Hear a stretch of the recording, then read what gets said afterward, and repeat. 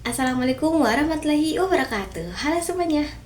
Perkenalkan, saya Ade Karyanti. Di sini saya akan menunjukkan bagaimana cara membuat minuman tepase sekaligus melakukan pengamatan terhadap proses fermentasinya, sehingga kita tahu bagaimana cara mikroba bekerja dan bagaimana cara perubahan warna, aroma, serta gelembung gas yang terbentuk selama fermentasinya.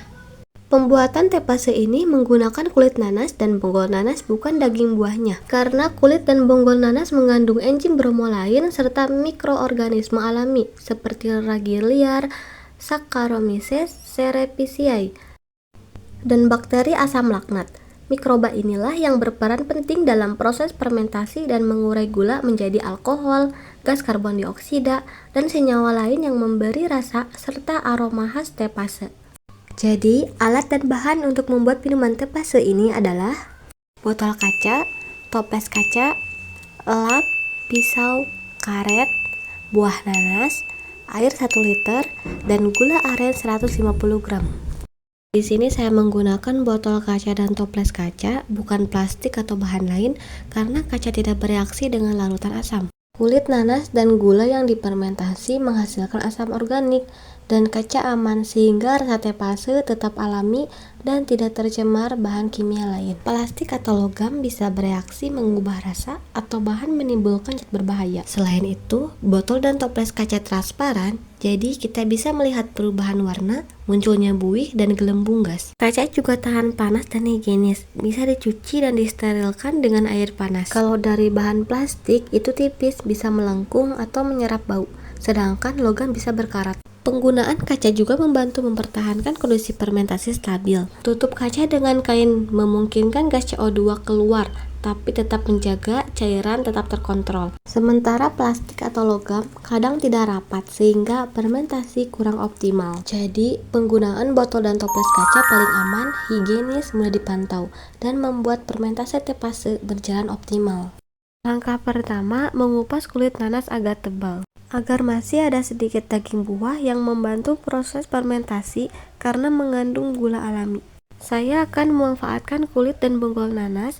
Bagian ini masih mengandung mikroorganisme alami seperti ragi di permukaannya yang membantu proses fermentasi. Langkah kedua, memotong kulit nanas. Bisa dipotong kecil atau besar, tapi saya lebih memilih memotongnya kecil-kecil karena dengan ukuran yang lebih kecil, permukaan lebih luas, sehingga mikroba lebih mudah bekerja menguraikan gula dan mempercepat proses fermentasi. Langkah ketiga, mencuci kulit buah nanas. Ini bertujuan untuk menghilangkan kotoran dan debu, tapi tidak sampai benar-benar steril karena kita masih membutuhkan mikroba alami di permukaan kulit nanas atau proses fermentasi. Langkah keempat yaitu masukkan kulit dan bonggol nanas yang sudah dicuci ke dalam toples kaca. Tujuannya adalah agar mikroba alami pada kulit dan bonggol nanas dapat memulai proses fermentasi secara merata, sementara potongan tetap utuh sehingga fermentasi lebih stabil dan terkontrol. Kulit dan bonggol nanas ini mengandung enzim bromelain dan mikroba alami yang dibutuhkan untuk fermentasi, sementara sedikit daging buah menambah aroma dan rasa manis alami. Setelah semua potongan kulit nanas tersusun rapi di dalam toples, saya menambahkan bagian ujung nanas di atasnya sebagai penutup. Tujuannya agar potongan nanas tetap terendam dan tidak terangkat selama proses fermentasi, sehingga fermentasi berlangsung merata dan stabil. Lalu, langkah kelima yaitu membuat larutan gula. Larutkan 150 gram gula aren dalam air panas. Aduk hingga rata. Setelah gula benar-benar larut, tambahkan air hingga total menjadi 1 liter. Untuk membuat tepase ini, kita bisa memilih antara gula aren atau gula pasir. Saya memilih menggunakan gula aren karena memberikan rasa manis alami, warna coklat cantik, serta kandungan mineral dan antioksidan yang bermanfaat. Gula aren juga menjadi sumber energi utama bagi mikroba fermentasi, sehingga proses fermentasi berjalan optimal. Kalau ingin rasa lebih netral dan warna larutan lebih jernih, kalian bisa menggunakan gula pasir. Selain itu, jika kalian memiliki cengkeh dan kayu manis, bisa ditambahkan untuk memberikan aroma wangi, sifat antibakteri, dan menambahkan cita rasa khas pada tepase. Pada percobaan saya kali ini, saya hanya menggunakan gula aren tanpa tambahan rempah. sehingga rasa dan aroma murni berasal dari nanas dan gula aren. Selanjutnya, diamkan air gula sampai benar-benar dingin. Setelah itu, tuangkan ke dalam toples yang berisi kulit nanas dan bonggol nanas. Air gula perlu dibiarkan dingin agar mikroba alami dan enzim bromelain pada kulit nanas tetap hidup. Karena jika airnya masih panas, mikroba bisa mati dan fermentasi tidak akan berjalan optimal. Langkah selanjutnya, tutup toples menggunakan kain bersih dan ikat dengan karet.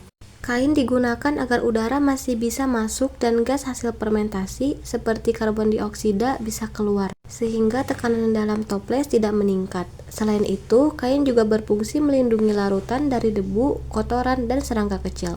Saya tidak menggunakan tutup toples yang rapat karena kalau gas hasil fermentasi terperangkap di dalam bisa menyebabkan tekanan tinggi dan bahkan membuat toples retak atau meledak. Jadi, penggunaan kain lebih aman dan membantu fermentasi berjalan dengan baik. Setelah semua persiapan selesai, simpan toples di suhu ruang selama 3-4 hari. Simpan di tempat yang teduh dan tidak terkena sinar matahari langsung. Proses ini memungkinkan mikroba melakukan fermentasi anaerob, yaitu menguraikan gula tanpa oksigen, sehingga terbentuk alkohol dan gas karbon dioksida. Kondisi ini penting agar fermentasi berjalan optimal dan tepase mendapatkan rasa serta aroma yang diinginkan. Setelah 1 hari, saya melihat buih kecil mulai muncul di permukaan larutan. Buih ini menandakan fermentasi sudah dimulai. Mikroorganisme seperti ragi alami, Saccharomyces cerevisiae, dan bakteri asam laknat mulai aktif memecah gula aren menjadi etanol atau alkohol dan gas karbon dioksida CO2. Beberapa potong nanas mulai mengapung karena terperangkap gas CO2. Aroma nanas menjadi menyengat, menandakan adanya pembentukan senyawa volatil seperti alkohol dan asam. Warnanya masih coklat tua kehitaman, hasil dari warna alami gula aren. Di bagian pinggir toples juga ada semut kecil karena mereka tertarik dengan aroma manis dan gas fermentasi. Berarti gelembung ini muncul dari gas karbon dioksida CO2 yang dihasilkan oleh mikroba, terutama oleh ragi, Saccharomyces cerevisiae, dan bakteri asam laknat. Saat mereka menguraikan gula menjadi alkohol dan gas selama proses fermentasi anaerob, gelembung menandakan mikroba sedang aktif bekerja. Fermentasi termasuk bagian dari metabolisme, yaitu proses kimia di dalam sel untuk menghasilkan energi. Mikroorganisme memperoleh energi dengan memecah molekul glukosa dari gula aren. Respirasi anaerob terjadi saat oksigen terbatas seperti pada fermentasi tepase ini. Mikroba melakukan respirasi anaerob dengan mengubah gula menjadi alkohol dan CO2. Reaksi kimianya adalah C6H12O6 menghasilkan 2C2H5OH ditambah 2CO2 dan energi. Artinya, glukosa diubah menjadi etanol, alkohol, karbon dioksida, gas, dan energi oleh mikroba. Pelaku fermentasi utamanya adalah ragi, Saccharomyces cerevisiae, dan beberapa bakteri asam laknat. Selama fermentasi, mikroba menghasilkan enzim yang bertindak sebagai katalis biologis. Enzim mempercepat reaksi kimia tanpa ikut habis.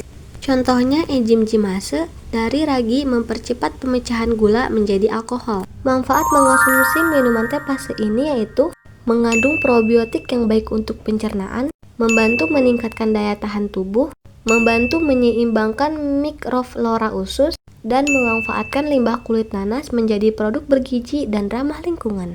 Tepase ini sebaiknya diminum 1-2 gelas kecil per hari.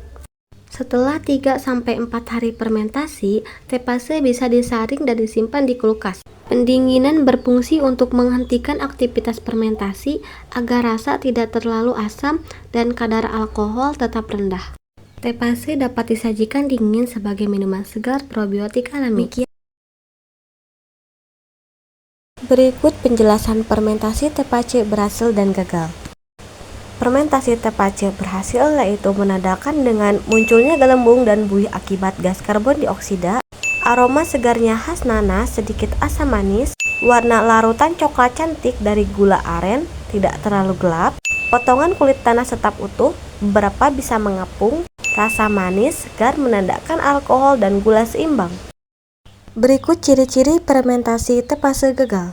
Yang pertama, tidak ada gelembung atau buih mikroba tidak aktif, aroma menjadi busuk atau menyengat tidak sedap, warna larutan menjadi gelap pekat atau keruh, potongan nanas terlihat lembek atau berjamur, rasa tidak enak, terlalu pahit, atau berbau alkohol yang kuat tidak seimbang. Demikian hasil pengamatan hari pertama pembuatan teh pase dari kulit Walaupun nanas. fermentasi baru berjalan 1 hari, sudah terlihat tanda-tanda metabolisme mikroba, fermentasi alkohol, dan aktivitas katalisme enzimatik. Dalam video ini, saya telah menunjukkan tutorial pembuatan teh pase, melakukan pengamatan proses fermentasi, sekaligus menjelaskan konsep biologi di balik minuman ini.